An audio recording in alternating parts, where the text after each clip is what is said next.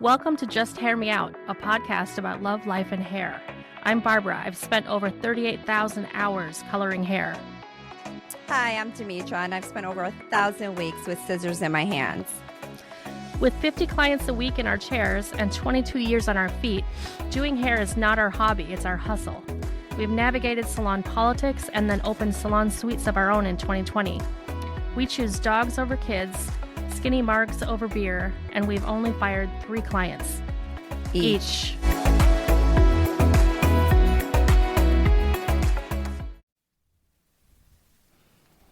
Hello, welcome back.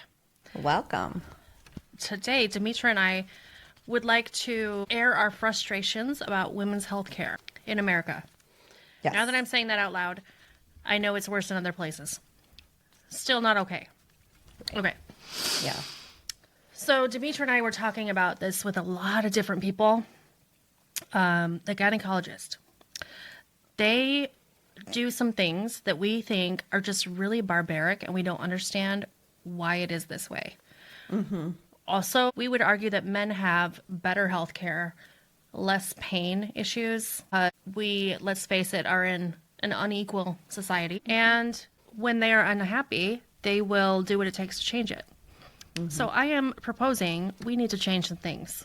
Yes. So I have in my lifetime had a colposcopy, and this is a cervical biopsy.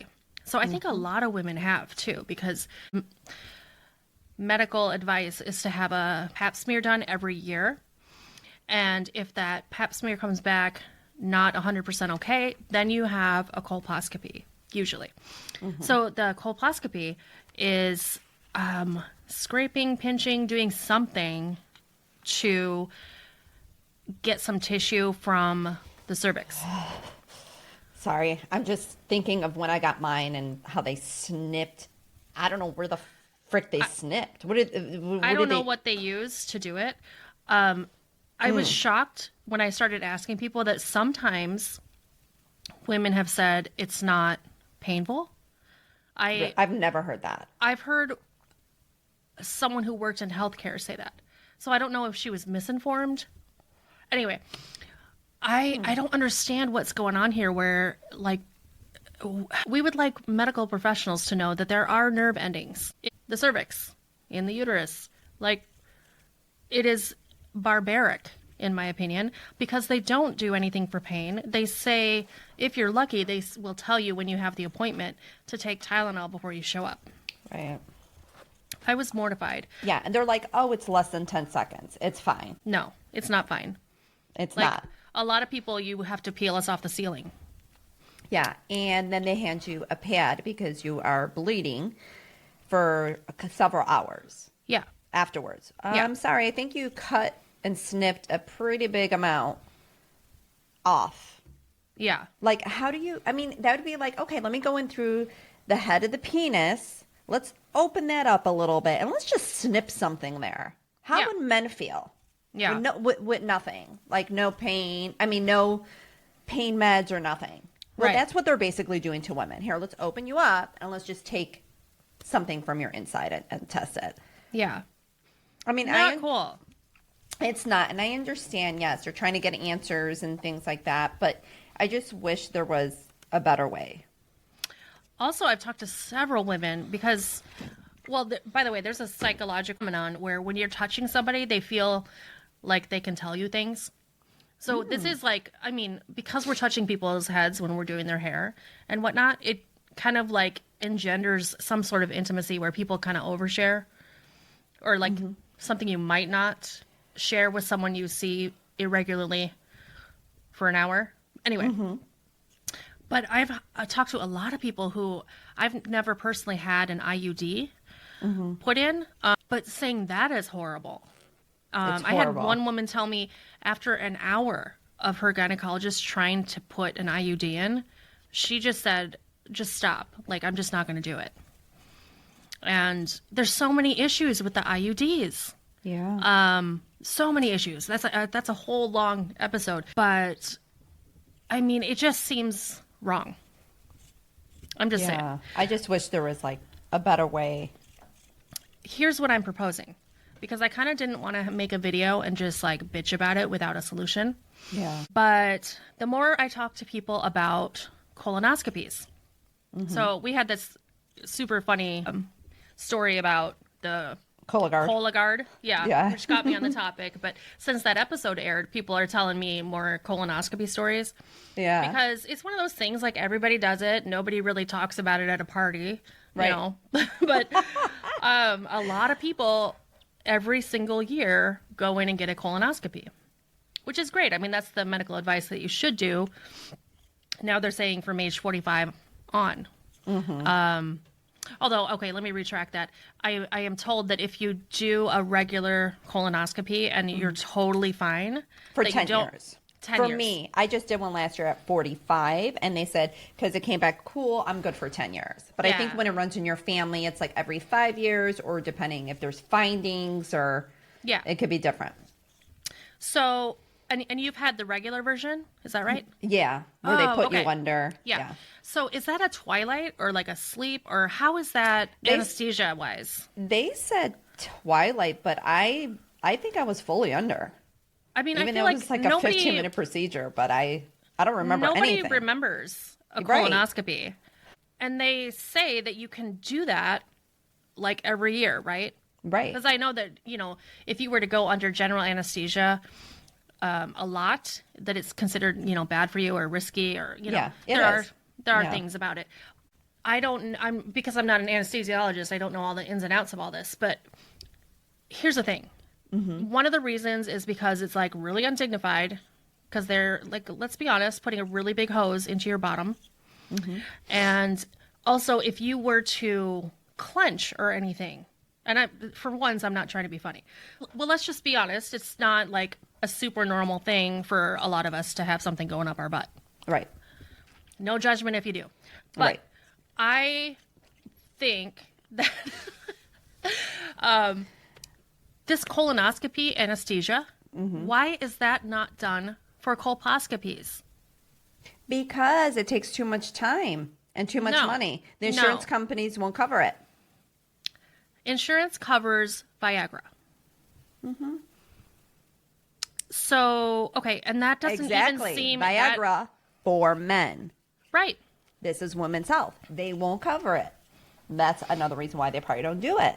It's going to take too long. You have to do a whole prep when you're already up there. Here, like my doctor said, it's 10 seconds. Boom, snip. I'm like, what the fuck? And then you see like a piece of meat Oh my come out god. of your body, and they put it in a container. Sorry if I'm giving too much information, but I can handle pain. But that stuff is just, it's barbaric. Come on. Well, and at least, like, I feel like they're so nonchalant about it. Like, how about, like, some reading material? Like a page just saying, if you have Xanax, take it. If you have narcotics, take them. Bring your own pads because you might be hemorrhaging when you leave the office. Right. Because the one time I went, they gave Because me... they don't want to make a big deal out of it, because then we're going to think about it too much and then start complaining and be like men. No. I am so upset about it. I am so upset. Also, they Yeah. gave me the most enormous old lady pad, and I couldn't fit it in my pants. Like, okay, people, have you ever seen those? Like, I mean, I think they were from like the 90s maybe, but it's like a Yeah. pad that's like thick as hell. Right. I'm like, if I wanted to like fold up a t-shirt and put it in my pants, I'd do that. Like, why are you giving me like a... Right. So Anyway. do they even make these anymore? Where's this coming from? Like, why? Why is this so big? Anyways. You're there sitting needs- like a diaper. Also, this IUD thing, I don't think it's a great idea. You hear so many problems. Also, that's another scenario where I think you should be high on marijuana, Xanax, and Vicodin. I'm not a doctor, Yeah. but this is just not okay. Also, vasectomies are outpatient. Like, how about we do our birth control that way? The men take a turn. Yeah. I know some men do that, but I And mean, you it know is what? so And much it's less reverse- invasive. Right. It's reversible. It doesn't mess with your hormones. Like, why aren't more men just getting vasectomies? Absolutely. Honestly, why aren't they taking care of birth control on their side? Because it's like, for a woman to get her tubes tight or for a woman to be on birth control, it F's us up. Yeah. Where it's so easy for a man to just go get snipped, and it could be reversed, and it doesn't mess with his hormones. It doesn't, you know what? Like, honestly, It's just not right. it's not right. I'm going to No. advocate for more vasectomies. Men, you need to get snipped. Do it for the greater good. The greater good. Yeah. Also, I was talking to someone who, I'm not saying this is everywhere, because some places I think certain medical practices are more caring than others. But as you say, like a lot of times it just comes down to money and like, oh, well, let's not pay to do anesthesia. Let's just, I mean, they can gas you for dental work, but like to scrape off part of your insides, they're like, oh, maybe take a Tylenol. Yeah. And this male doctor said, I'm told this is feels like a menstrual cramp. It did not. He has been lied to. So I was talking to somebody who had flown somewhere to be with a family member who lived alone who was getting a hysterectomy. So hysterectomies, outpatient, they just take your uterus out and whatever else needs. This particular person was so upset because they sent her relative home, and she's like in charge of taking care of her. She said she had 5 oxy pills after a hysterectomy, and it was like, you know, they're trying not to take them because they're trying to like, you know, they don't have enough. Right. I'm just like, that is insane. Why does the medical profession think inside women's bodies nothing hurts? I don't know. That's kind of crazy. We gotta stop saying like we're good with pain. No, Right. I am so upset about this, you guys. I can't believe people are. So I'm newer to the colonoscopy game. Yeah. Colonoscopies and the gynecologist similar. Also, when you go to the gynecologist, whatever they put in you, I like to call it a shoehorn. And one of my friends says that after you have a baby, they get a car jack. So like, so whatever that is, they're always like, relax, relax, relax. So, and I know this about IUDs as well. Like you can't be like resisting whatever's like being put into your body because like the muscles you use are going to like hinder the process, right? Just like a colonoscopy. Because if you clench your bottom, again, I'm sorry, I'm not trying to be too gross, or I'm really not trying to be funny, that you're not going to get the hose through their intestines like you need to, or through their colon, when they're in distress. Good point, Barbara. Good point. So I'm pissed. how about some Twilight or gas for when Something. My God. Yeah. It's just wrong. Okay. Also, I was looking up... I wanted to double check before I started complaining on a podcast episode to see is Viagra covered on insurance, because I've always heard it is, but I've never looked it up. And it is, but I mean even like Medicare, but there's like a little caveat that they wouldn't cover the name brand, just the generic, but still, just so a guy can get off. Viagra, the generic version, is called Slidnafil. What? Sliddenafil. Slidnafil. I would like to be the person that names nail polish color. No, hear me out. Nail polish color. Oh my gosh. And generic drugs. Those two things, I feel like I could really contribute to society. Yeah, definitely. I think you're good at like naming things for sure. I mean, you came up with our podcast, like, you know, just hear me out. That was actually my husband, but. Oh, okay. Well, thanks, Scott. Anyway, thanks, Kudos. Scott. Also, the mammogram thing. A lot of people say it's painful. I have not had a painful mammogram before. Me neither. I've never had a painful. And I even do the ABUS where, because I have dense breasts, they have to go and like put this plate on your chest and they smush you. And I mean, it doesn't hurt. It's just you feel it, but it doesn't hurt. So that, I mean, at least those aren't bad. But some people say they do hurt. It's never hurt for me, but. Well, you know what's interesting about that? The more women I talk to, it is really, really common to have like, oh, we got to take a biopsy. And so it really freaks people out, but it happens all the time. And then we're not really talking about it as much. Mm-hmm. But I want to say of the biopsies and things they remove, it's like, I'm not saying they shouldn't do it because, you know, it's helping people to not get breast cancer or to catch it and take care of it. But often the things they're removing aren't actually breast cancer. They're just taking tissue to see if it's like cells in the tissue. I don't know exactly, but what I do know is just because you have a biopsy of breast tissue, I mean, you get the results back whether it was cancer or not. So it's almost like a mole, having a mole removed or this or that.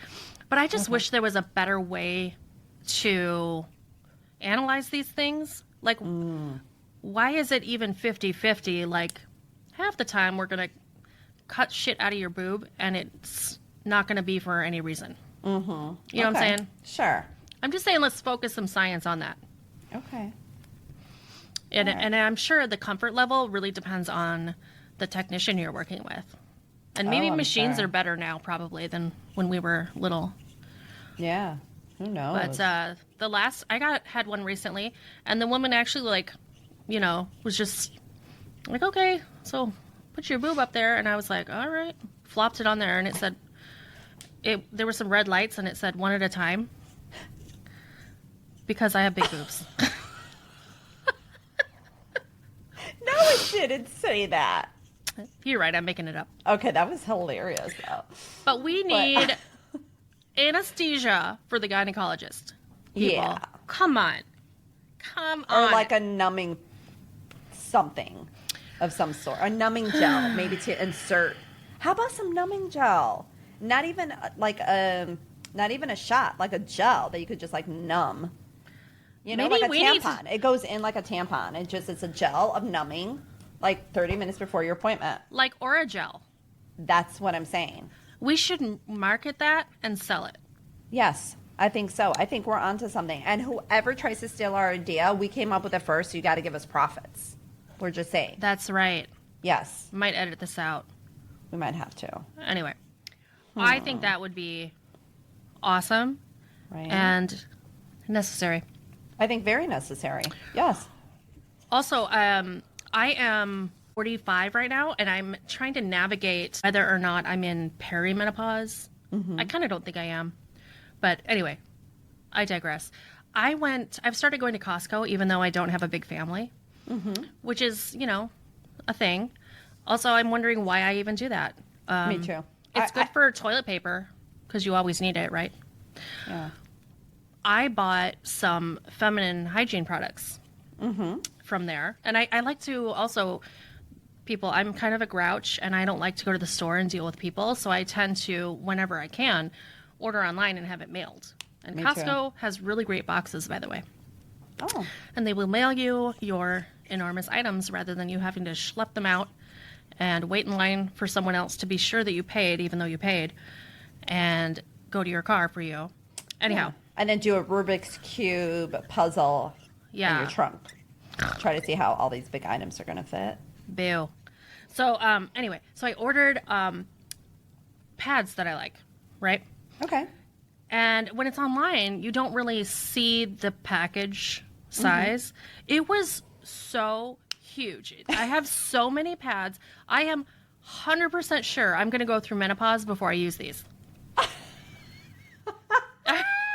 I was like, I need to make some girlfriends and share. Bring some to the salon just in case, just seriously. Good God. Word to the wise. Wow. Unless you have a woman's home, you might not need to buy them through Costco. Right. That's a good point. Good point. Anyways. Oh, and have you seen the new underwear they're making now? It's called Think with a Y. Oh, where you can like bleed in them. Yeah. And they don't. That's kind of weird. I really don't understand that, but I don't either, and I think it's kind of gross. I'm not a pad person. I can't stand. I don't want to sit in blood for an hour or 2 or 3 or not. I rather use a tampon. I don't know if that's too much information, but I think pads gross me out. I'll only use a liner if it's like at the end, Yeah. you know. Yeah. But yeah, so those panties, I don't know who's wearing them, but it seems kind of gross to me. But I'm going to look into it and Yeah. see what the deal is. maybe they're amazing. I don't know, but I don't know. It's just an interesting concept. yeah, it is. Yeah.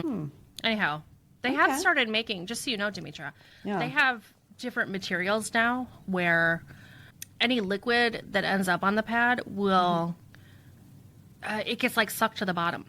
So it's actually dry on top all the time. Oh, okay. Kinda Kind of interesting. like my dog's pedal pads. Yeah, where it doesn't like pool on top or anything. Right. Like gels or crystallizes right away. Yeah. That sort of Okay. thing. Interesting. Anyhow. Okay. Okay, now we've veered off into the TMI section of the episode. Yeah, I guess so. But do you have anything else to share? I just really wanted to talk about women's health care Yeah. and a big what the hell. Right. I agree. There's just some stuff that needs to change. And yeah, the only other thing I would like to say is the number one killer amongst women is heart disease. And it's like 1 in every 4 women have it. So, because I know we were touching base on like gynecology and mammograms. And I know a big thing is like breast cancer. But what kills women more than that is heart disease. Don't know specifically age, but I heard something really interesting. it's not that old though. I mean, it starts like in your 40s. Yeah. And especially if it runs in your family. Like my father passed at 47. I've had several stress tests done. My sister has. I think it's very important to be on top of your heart, people. Heart disease is number one killer amongst women. So talking about women's health, let's start also focusing on, it's not a man's disease. Because I think heart attacks and stuff, they associate it a lot with men. Yeah. So I would like to, let women. Put that out there. Yeah, put it out there and be more aware and more conscious that it's not. Women Okay. actually die of heart attacks more than men. Really? Yes.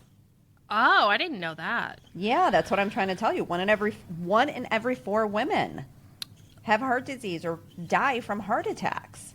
Wow. Yeah, whether it be in their sleep or it's bigger than even breast cancer. Yeah. Yeah. Why aren't we talking about it more? No one talks about it. That's why I'm bringing it up. Let's talk about it. So I'm glad you brought that up because it reminded me of something somebody told me, and I wanted to like research it. But it was like, it kind of blew my mind. She said that her doctor told her that women don't have heart attacks if you still have your period. It's very unlikely to have a heart attack because estrogen is like really good for making that not happen. Wow, I wouldn't say heart disease, but I mean like an actual heart attack. Wow, I don't think that's true. My best friend passed away at 39 with a massive heart attack. Really? I didn't know that. Yeah. Okay. I stand corrected. So, yeah. I mean, maybe it helps. And maybe what she was trying to say is once we go through menopause, it's just more because we lose all that More estrogen. likely? It's more likely for it to happen maybe after that, but it definitely happens before. Yeah. I've already been hospitalized twice because they thought I was having heart attacks. Really? Yeah, because it runs in my family. So, Oh. and like I said, my best friend passed at 39. Well, it's interesting because I switched primary doctors this year, and my new primary doctor was telling me that because I have heart attacks are in my family, and he was saying definitely you can't think about your health as in like, oh, you're a woman, so that's not really, because a lot of men in my extended family have died of heart attacks. Right. And it really got me thinking more. It did. Right, because like for me, it was like, okay, my grandfather passed from that, my dad, at a young age, and it's like, wait a second, there's no boys in my family. It's us 3 girls, and then my mom, and it's like, well, we're not excluded. It's still part of your genetics, right? So, Yeah. So I think we all need to take it seriously. Right. It's not a man disease. You know, women need to be more aware and cautious and on top of that as well. Yeah. And like know the signs, you know, for women. It's different. It's usually neck pain. It's not like in the arm like a man. It's usually neck pain and jaw pain, nausea when you're having a heart attack for a woman. I'll do some more research on that though. Yeah, let's do some research on it and circle back on women's health, you know, just kind of like what we can come up with. And yeah, definitely. I think that would be good. All right. Well, before I start getting more upset and swearing about women's health care, let's wind this one up and we will circle back, as you said, because there's more to talk about. There is. We just had to have a little bitch fest, and that's all. Yeah. And don't be shy. In the comments, tell us what you're thinking. If you think we're wrong about stuff, that's cool too. Yeah, or your experiences, or if you have a better way when you go in, or if your doctor does something different I'm not aware of, but it's been very barbaric for me at times. Yeah. You know, so we'll love to hear. Yeah. Hear back from people. Yeah. Oh, and a side note, we're talking about 2 grown women here that haven't had kids. Oh, that too. I mean, that's a whole other can of worms. Yeah, so I wonder if that area is a little more sensitive for us then. Is it different when you have kids? I mean, now that you just brought that up, I you know what? That's actually a good observation I think I just made. I wonder if that has anything to do with those certain... Okay, I know I said we were winding up, but just one other thought though, like in that vein, I was thinking of like when people have babies though, that's a whole other huge deal of women's healthcare, right? Yeah. And I was really pretty mortified when I learned from talking to friends and everyone else who's having babies that in hospitals they really, really want you to be on your back when you're giving birth. Because they have more control over the situation, but how it's really unnatural for women to be on their back when they're giving birth. Really? Yes, because like some gravity really helps. So to be squatting, or I was just gonna say that some people with are really into the water stuff. Yes. But in the very least, like standing and squatting or something, because I mean that's like how your body wants to do it. Right. And that's how people get tear. You know, like oh my gosh. They do that episiotomy. Do you know what that is? What's that? So episiotomy is where they on purpose cut a little bit of the skin on the lower part of your vagina area towards the anus. Okay. Yes. So to give more room. Okay. For the baby coming out, right? Because if you don't do that, then that can tear on its own, and it's harder to stitch up if it's a tear versus a cut. Sure. But also, like, I can't even imagine, like, if you have stitches right there, like, later when you pee, wouldn't it burn? I mean, you're, like, tore up. Yeah. Down there. Anyway, but part of the reason people tear is because they're on their back. So why don't they, so these beds they can elevate you, whatever. Why don't they just friggin' lower that part and have you more like on an angle at least, so there's somewhat of gravity, so your legs are open. So for people that are watching, right, so instead of you being on your back, legs open, on your back, legs open, how about tilting the bed just even a little bit, even if it's at a 45 degree, the doctor can still be right there sitting on their fucking stool, nice and easy, but gravity will help you. So you're not so much like, do you get what I'm saying? Yeah, I do. I think that would help, but like, even if you can be standing up, I mean, I know there's even contraptions where you can like hold on arms, right? And then, because the gravity of helping the kid come out is helpful. Wow, that's so interesting. I mean, I don't know anything about this because I don't have children, so I've never, I don't know, but it's interesting to hear. Regardless, I'm still a woman, and I'm all for women and. Just because I don't have any kids doesn't mean I don't care. I care. Oh, yeah, absolutely. I care for my ladies. Yes. Yeah. Well, and also I've heard a decent amount of stories. Well, this is why people, when they get pregnant, they do a ton of you need to research where you're going and what they do, what they allow, what they don't allow. Because you might say, I'm not willing to go to your hospital to give birth if I can't stand up or whatever, you know. So that's what they call, like, I think the birth plan. Like, also several women have told me about when you have a C-section, it can be kind of uncomfortable, psychologically weird, because whenever they do surgery, I believe they tie your arms down, kind of out to your side. What? Yeah. So that you can't grab or touch anything. So, you know, they put a sheet up. Right. So that you can't see, because in this sort of scenario, when they have a C-section, they just numb you and then you're awake, right? When they're right cutting into you. And then, so they strap your arms down. So you feel like extremely vulnerable. Shut up. I never knew that. Yeah. Why the fuck, excuse my language, are they strapping women's arms down? I think it's, I mean, I know there's a reason, but Is it's there just like a nerve, like when they're cutting, maybe the arms go to, I mean, wow, never heard that before. That is insane. Again, seems barbaric. So I'm sure there's a good reason. And also, like, they wouldn't want you grabbing at anything you shouldn't be, but curious now. Yeah, I'm very curious about that. I've heard some people feeling like really quite traumatized after the fact. Yeah, it sounds traumatizing. Yeah. Anyhow, circling back later, please leave us your opinions. You can also, if you want to write us like a whole book worth of information, you can email us at justhairmeoutpodcast@gmail.com. Yeah. And we look forward to complaining about this further in the future. Yes, thank you. Lots of complaints. Yes. All right, bye. Bye. If you enjoyed this episode and you'd like to help support the podcast, please subscribe or follow. And please leave a rating and review on Apple Podcasts or Spotify. Lastly, follow us on social media for clips of past and future episodes. All our accounts are listed in the show notes below. Thanks so much for listening.